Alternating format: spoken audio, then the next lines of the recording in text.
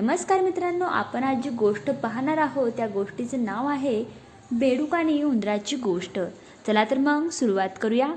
एका शांत तळ्याच्या काठावर एक बेडूक राहत होता आणि त्याच तळ्याजवळ एका झाडाच्या बुंद्यात एक चुणचुणीत उंदीर राहत होता। दररोज दोघांची भेट व्हायची, गप्पा रंगायच्या आणि हळूहळू ते दोघे खूप चांगले मित्र झाले।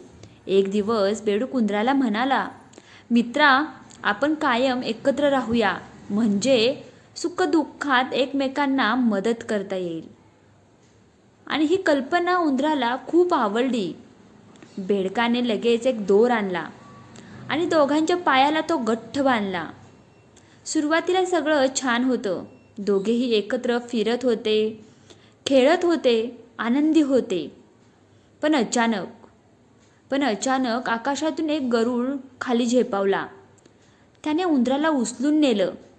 उंदीर हवेत उडू लागला आणि दोरामुळे बेडूकही त्याच्यासोबत हवेत ओढला गेला आणि क्षणातच गरुडाने दोघांनाही पकडलं आणि त्या चुकीच्या निर्णयामुळे दोघांचाही अंत झाला। तर मित्रांनो, कथेतून बोध असा की विचार न करता घेतलेला निर्णय आणि अतिजवळीक आपल्यासाठी धोकादायक ठरू शकते।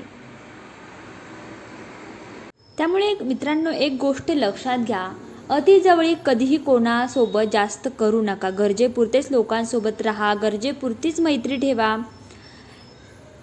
तर ही छोटीशी कथा आशा करते की तुम्हाला आवडली असेल।